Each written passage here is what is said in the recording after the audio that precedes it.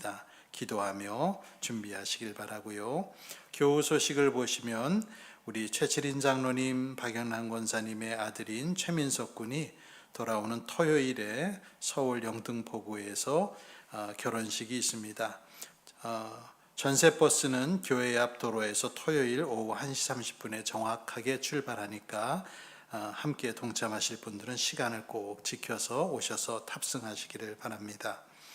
11월 전교인 단풍 야유회 지난주에 이어서 예비 광고 보시고 11월 8일 조금 날짜가 있지만은 오늘까지 신청해 주시면 여러 가지 예약에 도움이 된다 하니 함께 해 주시기를 바랍니다. 나머지 광고는 주보를 참조하시기를 바랍니다. 오늘은 종교개혁 508주년을 맞이해서 말씀으로 다시 세워지는 교회라는 제목의 말씀을 드립니다.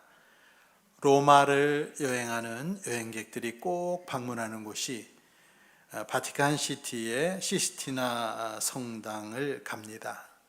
그곳에 가서 천장을 올려다보면서 천장에 그려진 천지창조라는 그림을 그린 천재적인 예술가 미켈란젤로의 솜씨에 감탄을 합니다. 그림을 그리기 위해 4년 동안 천장에 매달려서 홀로 그림을 그린 미켈란젤로의 솜씨는 정말 감탄을 자아내게 합니다. 하나님과 아담의 모습은 정말 태초의 순간이 그대로 담긴 듯이 우리에게 느껴집니다. 미켈란젤로가 그 그림을 완성한 때는 1512년 10월 31일이었습니다. 그로부터 정확히 5년 후인 1517년 10월 31일 34살의 비텐베르그 대학 성서신학 교수인 마틴 루터는 95개조 반박문을 성당문에 붙이며 종교개혁에 신호탄을 쏘아 올렸습니다. 한 사람의 천재적인 예술가는 교황의 부탁으로 성당을 장식하는 그림을 그렸고, 또 한 사람은 그 성당을 건축하기 위해 사람들에게 면죄부를 판매하며 돈을 걷어들이는데 분개하며 목숨을 무릅쓰고 교황과 맞섰습니다. 공교롭게도 천지창조 그림을 완성한 날 10월 31일과 루터의 95개조 반박문을 게시한 날은 5년이라는 시차가 있었지만 날짜는 동일하게 10월 31일이었습니다. 만성절 전날, 오늘날로 따지면 할로윈데이였습니다. 교황청은 성 베드로 성당을 완공하기 위해 120년간 오늘날 우리 돈으로 대략 계산하면 수십조가량의 천문학적인 돈을 여기에 쏟아붓습니다. 일반적인 세금만으로는 재정이 부족하자 유럽 전역의 교회와 수도원들에게 헌금 명령을 내려서 성 베드로의 무덤 보수 명목으로 헌금을 의무적으로 모았습니다. 교황 레오 10세는 대성당 재정난을 해결하기 위해 마인츠 대주교에게 면죄부 판매권을 부여했습니다. 이러한 부조리하고 비성경적인 행태를 놓고 논쟁하기 위해 루터는 비텐베르그 성당문에 면죄부의 효력에 대한 설명을 위한 학문적 논쟁이라는 제목을 붙인 게시물을 붙였던 것이죠. 종교개혁가인 마틴 루터는 구교, 카톨릭과 대비되는 우리 같은 신교도들에게는 잊을 수 없는 인물이며 또 기억해야 할 인물입니다. 카톨릭 교회의 이 루터에 대한 평가도 역사가 흐르면서 바뀌었습니다. 1983년 교황 요한 바오로 2세는 루터 탄생 500주년 기념행사에서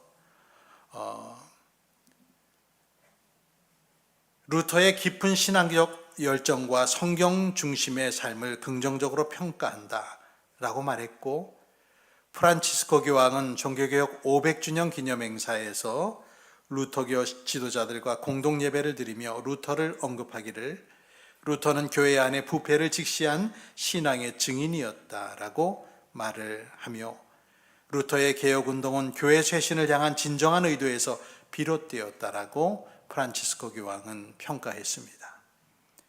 루터는 1546년 62세의 나이로 죽었습니다. 사망 원인은 심장병으로 추정됩니다. 오랜 세월 동안 질병과 육체적인 허약함에 고통받았던 루터는 1546년 2월 18일 자신의 고향인 아이슬레벤에서 백작들 사이의 상속 분쟁을 중재하기 위해 여행을 했었는데 그러면서 거기서 사망한 것입니다.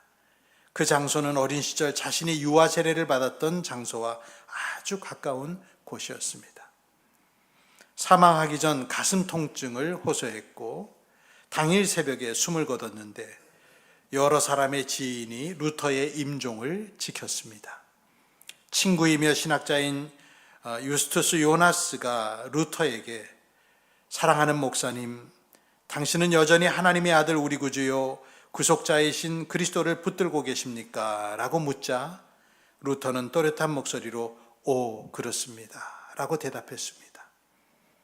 루터는 마지막 순간에 당신의 손에 제 영을 맡깁니다. 당신은 저를 구원하셨습니다. 주님, 신실하신 하나님이라고 기도하고 주변 사람들이 의식을 잃은 것인지 사망한 것인지를 구별하지 못할 정도로 조용히 눈을 감고 하나님의 나라로 갔습니다.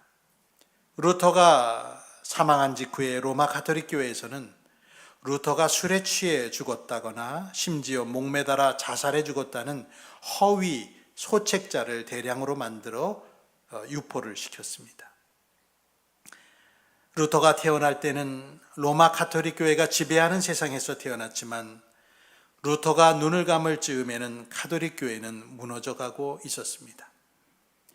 루터는 교회의 하나님의 말씀과 복음이라는 확실한 기초를 다시 가르쳐주며 쥐리히의 쯔빙글리, 제네바의 존 칼빈, 스코틀랜드의 존 낙스의 노력을 포괄하는 종교개혁을 위한 기초를 놓았습니다. 이 모든 일의 시작이 1517년 10월 31일 비텐베르그 성문의 나무망치로 95개조 반박문을 적는 일로 인해 시작된 것입니다. 루터의 아버지는 루터가 법률가가 되기를 원했습니다.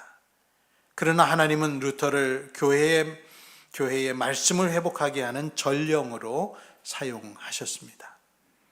루터는 어느 날 부모님 댁에 들렀다가 자기가 법학 석사 학위를 받은 에르푸르트로 돌아오다가 슈터테름하임 들판이라는 곳에서 무시무시한 폭풍우를 만났습니다.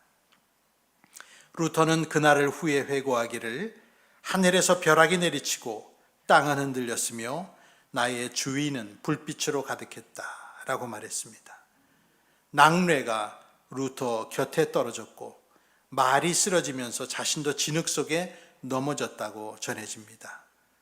번개가 근처의 땅에 내려 떨어지면은 거기에서 나오는 음압 충격파가 사람을 넘어뜨릴 수 있는데 루터는 그것을 죽음의 공포로 느꼈던 것 같습니다. 루터는 그 폭풍을 하나님이 자기 영혼 위에 내리시는 심판으로 받아들입니다. 그래서 자신이 알고 있는 유일한 중보자인 성 안나에게 매달렸습니다.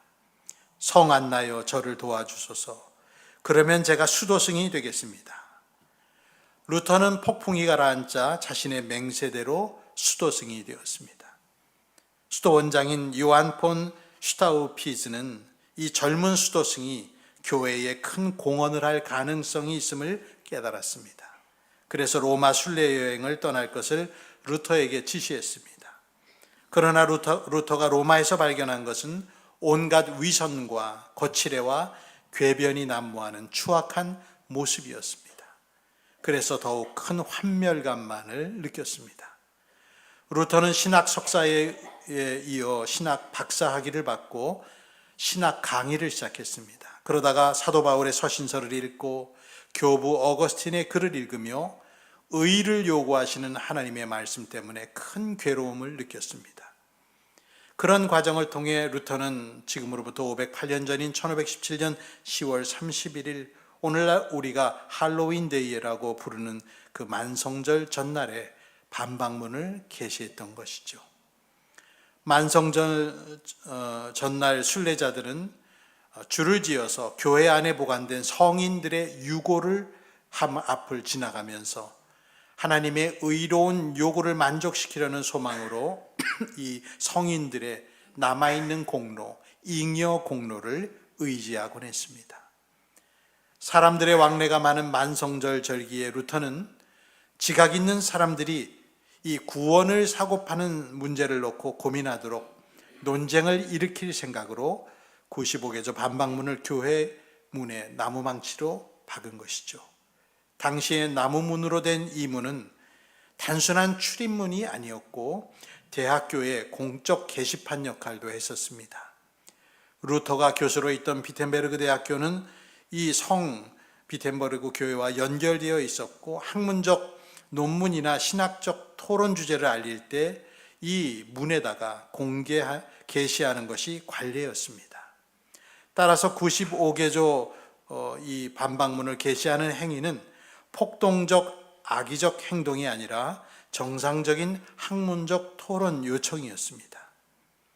이 나무문은 중간에 전쟁으로 인해서 불에 탔는데 19세기 종교개혁 375주년 때에 여기에 보이는 청동문으로 다시 제작하여 달았습니다. 이 청동문 표면에는 95개조 반박문이 라틴어로 모두 새겨져 있습니다. 95개조 반박문 중 50조에 루터는 이렇게 말했습니다.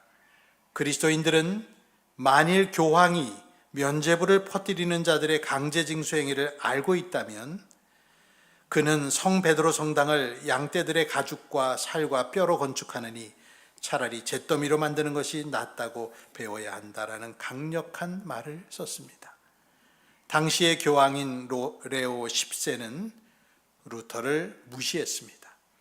교황은 어느 술 취한 독일인의 횡설수설이라고 그의 말을 폄훼하며 루터가 술에서 깨면 생각이 달라질 거라고 말했습니다. 교황은 34살의 젊은 수도사를 우습게 여겼지만 루터가 95개조 반박문을 내건 순간 가톨릭 교회의 거대한 댐에 균열이 생기기 시작한 것을 볼 수 있었고 얼마 안 있어 대홍수가 시작되었습니다. 1517년부터 1521년까지의 기간 동안 루터와 교황의 불화는 점점 더 커졌습니다. 교황은 루터를 파문시켰고 루터를 멧돼지라고 불렀습니다. 루터도 교황을 적그리스도라고 부르면서 응수했습니다. 루터는 1521년 보름스 회의에서 이전의 모든 주장을 철회할 것을 요청받았지만 교회와 시 관계자들 모든 사람들이 모인 자리에서 담대히 말하기를 제 양심은 하나님의 말씀에 붙들려 있습니다. 저는 아무것도 철회할 수 없으며 또 철회하지 않겠습니다. 왜냐하면 양심을 거스리는 것은 옳지도 않고 안전하지도 않기 때문입니다. 나는 여기 서 있습니다. 달리 할 수 없습니다. 하나님이여 나를 도우소서. 아멘이라고 그 자리에서 말했습니다. 루터는 확고한 독신주의자였지만 이후에 수도원을 탈출한 수녀인 카타리나 폰 보라와 결혼을 했습니다. 수녀원에서 수녀들이 도망을 칠 수 있도록 돕는 일도 했던 루터는 친구인 코페와 수녀 탈출 계략을 꾸며서 생선장수인 쿠페는 생선이 가득한 통을 수레에 싣고 수도원의 수녀원 안에 배달을 가서 통 안에 가득 든 대구를 꺼낸 뒤에 그 속에 여러 명의 수녀를 숨겨서 나왔습니다. 루터는 탈출한 수녀들에게 신랑감을 찾아주기도 했습니다. 루터는 결혼할 생각이 없었습니다. 그 자신이 가톨릭 교회로부터 사형을 언도받은 범법자였기 때문에 그 무거운 짐을 가족들에게 지우는 것을 원치 않았습니다. 그러나 전직 수녀인 카타리나 폰 보라는 루터를 설득하여 결혼에 성공했습니다. 명백한 사랑 때문에 결혼한 것은 아니었지만 그들 사이의 사랑은 점차 자라나서 루터는 이후에 아내를 가리켜서 카타리나 내 갈빗대라고 불렀으며 행복한 결혼 생활보다 더 감미로운 연합은 없다라고 결혼을 찬미했습니다. 두 사람은 자녀 6을 낳았고 거기에다가 전염병으로 고아가 된 6명의 아이를 더 입양했습니다. 그러나 한 아이는 유아기 때 죽었고 금지 옥역 같은 또 다른 아이도 12살에 세상을 떠났습니다. 이로 인해 견딜 수 없는 큰 슬픔을 루터는 겪었지만 하나님의 은혜와 남아있는 가족들의 끈끈한 사랑이 루터를 극도의 우울함에서 건져내 줬다 합니다. 루터는 육체적인 병고에 시달렸고 오래전 수도사 시절에 엄격한 금욕 생활 때문에 극도로 허약해진 몸이 여생 내내 그를 괴롭혔습니다. 때로는 우울증을 겪기도 했고 의심에 시달리기도 했습니다. 루터는 편안한 상아탑에 안주하며 자신의 사상을 발전시킨 것이 아니라 인생의 어려운 시련 속에서 어려움이 끊이지 않는 와중에 자신의 신학을 형성했습니다. 루터는 이런 말을 남겼습니다. 나는 신학을 한꺼번에 전부 배우지 않았다. 나는 내 신학을 언제나 깊이 숙고하지 않을 수 없었고 이 점에 있어 영적인 시련은 내게 큰 도움이 되었다. 훈련 없이는 아무것도 배우지 못하기 때문이다. 언젠가 어느 날 루터는 앉아서 자식들을 돌봐주며 놀다가 놀라운 생명의 신비에 압도된 순간이 있었습니다. 아이를 무릎 위에 올려놓고 오르다가 흠 많고 죄 많은 인간을 향한 하나님의 선하심에 경이로움을 느끼며 아이를 보면서 말했습니다. 아, 이것이 바로 하나님의 최고의 축복이구나. 완벽한 사람은 아니었지만 루터는 위대한 사람이었습니다. 독일어로 된 루터의 저작 전집은 100권이 넘습니다. 깃털로 된 펜과 잉크, 그리고 그 당시에 배열하려면 많은 시간이 걸리는 그 주조 활자를 가지고 위대한 업적을 이루었습니다. 당시 유럽의 인쇄물의 3분의 1이 루터 관련 문서였습니다.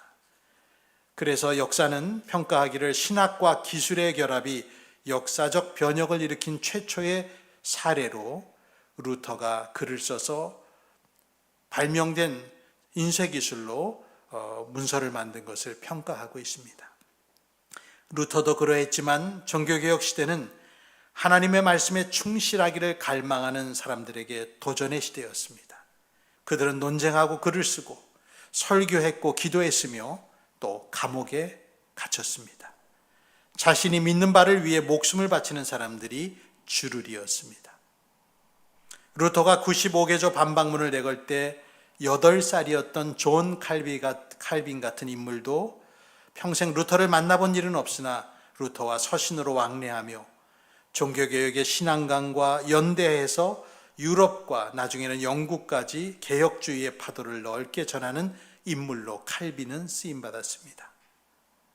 우리가 읽는 성경에는 신앙의 오염과 타락, 배교의 현상이 여러 군데 많이 적혀져 있습니다.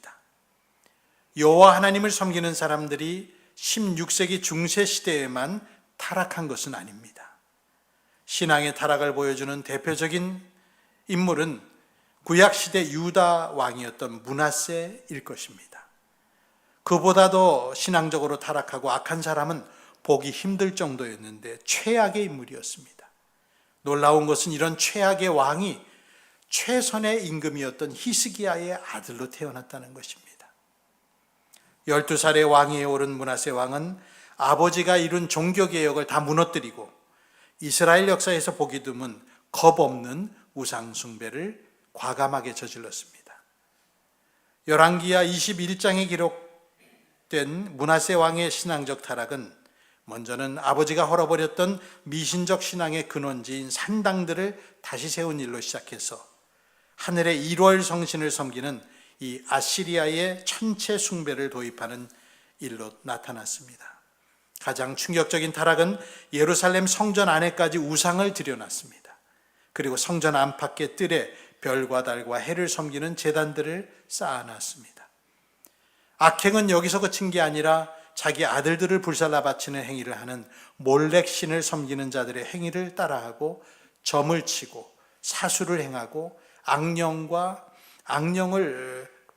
귀신을 불러내어서 자기의 삶에 궁금한 것들을 물어보기도 하고 하는 이 주술 행위에 깊이 빠져들어갔습니다.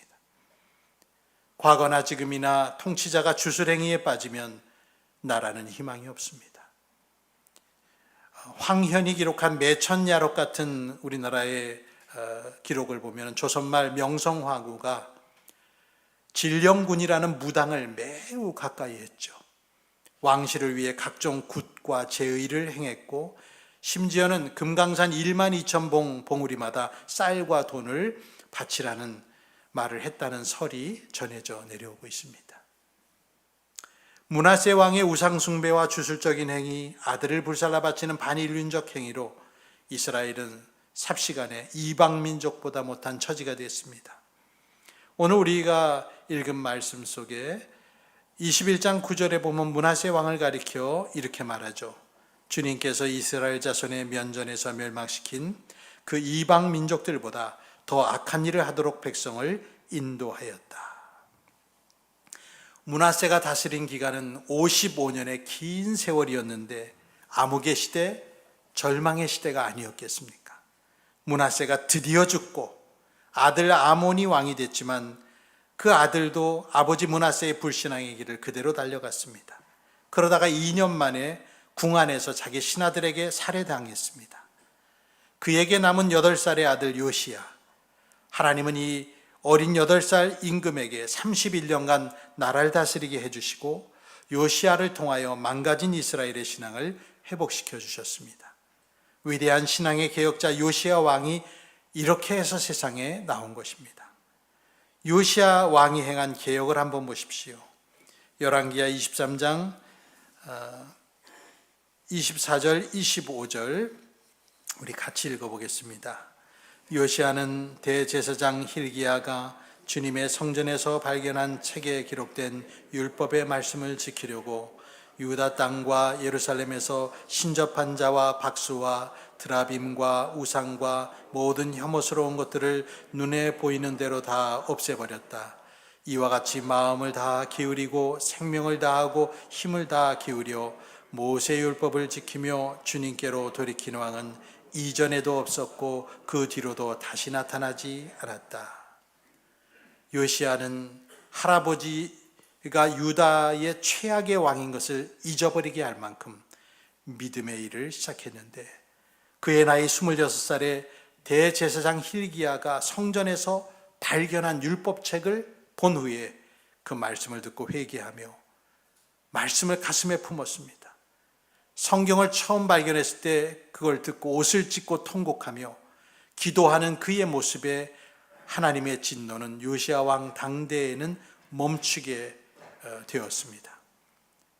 이렇게 아주 오래된 성경 속의 신앙의 역사를 보더라도 신앙의 타락과 부패에서 벗어날 수 있는 길은 하나님의 말씀에 우리의 눈과 귀를 두고 그 말씀을 존중하며 지키는 일에 있습니다. 중세시대의 마틴 루터만이 오직 성경을 외친 것은 아니었습니다. 훨씬 오래전부터 여호와 하나님을 믿는 사람들이 하나님의 말씀을 지키려 하는 마음을 품었을 때 신앙의 개혁이 일어난 것이죠. 우리 모두 성경 말씀 가운데 교황의 잘못을 발견하고 길을 찾았던 그 루터의 발자취를 우리 모두 따라가야 하겠습니다.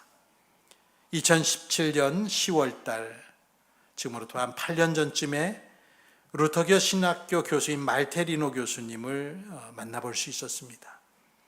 독일에서 우리나라 루터교의 신학교 교수로 파송된 이분의 강의를 듣고 제가 질문도 하면서 소중한 배움을 얻었는데 부인이 한국분이었기 때문에 한국어를 매우 유창하게 했습니다. 이 말테리노 교수는 루터교 목사로서 루터가 독일에 미친 여러 영향을 잘 설명해 주었습니다. 이 흥미로운 만남에서 말테리노 교수님은 충격적인 말부터 먼저 던지셨는데 한국의 개신교를 과연 개신교라고 부를 수 있을까?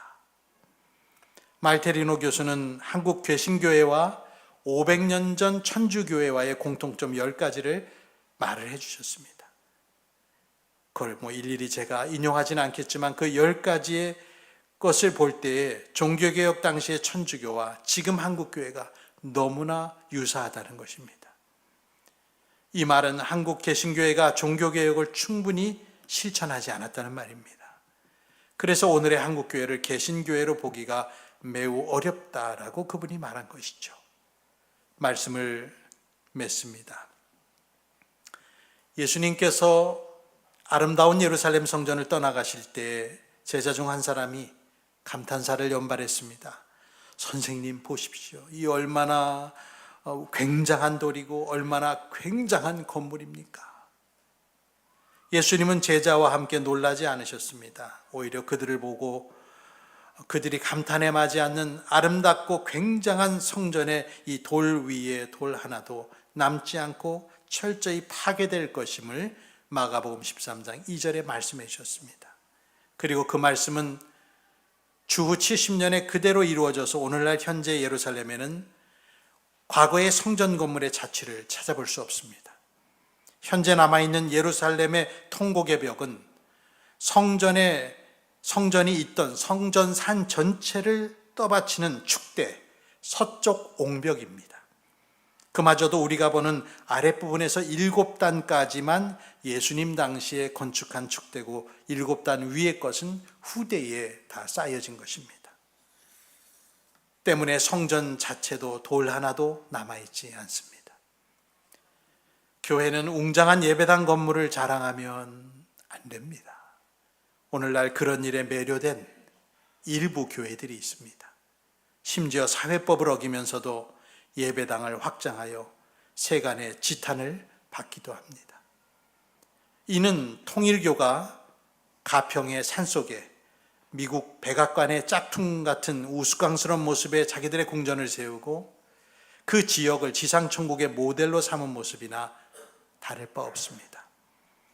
교회는 교회 통장에 쌓아두는 헌금과 구입한 교회 부동산을 자랑해서는 안 됩니다. 촘촘하고 거대한 조직으로 결코 허물어지지 않을 것 같은 교인들의 네트워크를 자랑해서도 안 됩니다. 그러한 것은 영원하지 않고 주님께서 그것을 보시지 않습니다. 몇몇 화려한 경력을 가진 목사들이 보여주는 성경 해석의 화려한 묘기에 빠져서 사람들은 현실과 유리된 신앙생활을 하기도 합니다. 그렇다면 통일교나 신천지와 무엇이 다를 바가 있습니까? 지난 15년간 한국교회는 약 100권의 한국교회 비판서적이 나왔습니다. 이제 더 나올 내용도 없습니다. 이제 우리는 비판적 시각을 소비하는 것을 넘어서 저마다 마틴 루터처럼 자기 자신을 작게 겸손하게 여기고 하나님의 은혜를 구하며 성경 말씀 위에 서서 믿음 생활을 해야 됩니다. 루터는 죽음이 가까워진 때에 메모 한 장을 남겼는데 거기에는 라틴어와 독일어로 우리는 모두 거지다, 이것이 참이다 라는 마지막 메모를 남겼습니다. 이것이 바로 평생을 개혁적 신앙을 추구하다가 눈을 감은 사람이 남긴 말입니다. 우리 모두 겸손히 주님을 섬기라는 말이죠. 우리는 거지에 불과하다. 하나님의 은총 없이는 우리 모두는 거지다. 우리는 가난한 자며 보잘것없는 죄인들일 뿐입니다. 천사는 자기 자신을 가볍게 여겼기 때문에 날아다닐 수 있었다고 체스터톤이라는 사람이 명언을 남겼는데 그분은 또한 말하기를 자신을 대단하게 여기는 사탄은 아래로부터 끌어당기는 힘에 의해 타락했다는 말도 남겼습니다. 자신을 무겁게 여기는 자는 떨어지고 자신을 가볍게 겸손하게 보잘것없는 자로 여기는 자는 날아갈 수 있는 것이죠. 누가 그러더군요. 고단백 음식일수록 썩는 냄새가 고약하다.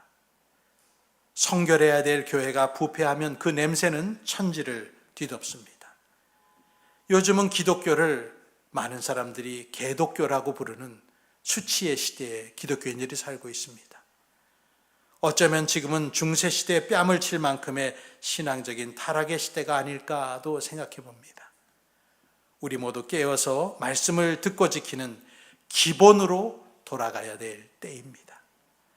예수님의 말씀을 설교를 듣다가 감복하여 예수님을 향하여 어떤 여자가 소리를 질렀죠. 당신을 뵌 태와 당신을 먹인 젖은 정말 복이 있군요. 그때 그 여인의 외침을 들으신 주님이 그 여인과 사람들에게 하신 말씀을 기억하십시오. 주님은 말씀하시길 오히려 하나님의 말씀을 듣고 지키는 사람이 복이 있다 라고 누가복음 11장 28절에 기록합니다. 진정한 복은 하나님의 말씀을 듣고 지키는 사람이 복 있는 자라는 주님의 이 말씀. 이 508주년을 기념하는 오늘 기념일에 다시 한번 우리의 심장에 새기는 교우들이 되시고 참된 기독교인으로 살아가시기를 축복합니다. 기도드리겠습니다. 걸어가신 주님, 508년 전 주의 종 루터를 통해 암흑에 잠긴 교회를 구출하기 원하셨던 주님, 지금 우리들의 누추한 모습과 부패한 모습도 말씀에 비추어 고쳐지며 교회들이 다시 세워지기를 소망합니다. 오직 성경, 오직 그리스도, 오직 은혜를 외치며 오직 하나님의 영광을 바랬던 500년 전 개혁자들의 피가 우리 안에 흐르게 해주시고 정결한 신앙으로 주님을 기쁘시게 해드리는 주님의 신부 한국교회와 세계교회가 되게 복내려 주옵소서. 그리스도 예수의 이름으로 기도합니다. 아멘. 우리 함께 복음송 276번 진정한 예배가 숨쉬는 교회 다 함께 일어나 찬양 드립니다.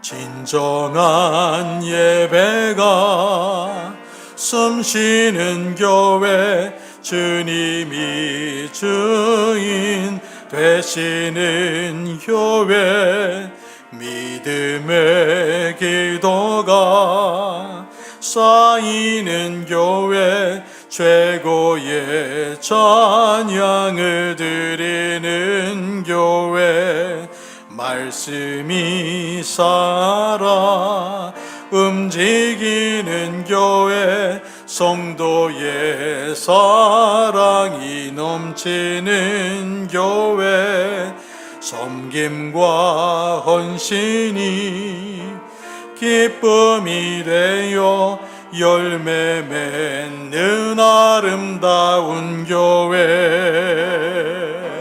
주님의 마음 닮아서 이웃을 사랑하는 교회, 주님의 영광을 위해서 빛 되신 주님 전하는 교회, 사랑의 불꽃이 활짝 피어나 날마다 사랑에 빠지는 교회, 주께서 사랑하는 우리 교회가 이런 교회 되게 하소서. 믿습니다. 기도하겠습니다. 이제는 구주 예수 그리스도의 은혜와 하나님 아버지의 크신 사랑과 성령님의 감동 감화 깨끗게 하시는 은총이 오늘 종교개혁 508주년 기념주일을 맞이하여 마틴 루터의 정신을 되새기고 성경 말씀의 본래의 뜻을 깨달아 주님을 더욱더 사랑하며 말씀 위에 교회와 자기 신앙을 세우기를 결단하고 돌아가는 성도들 위에와 연약한 성도들 모든 사람들 위에 영원토록 함께 있을지어다. 아멘.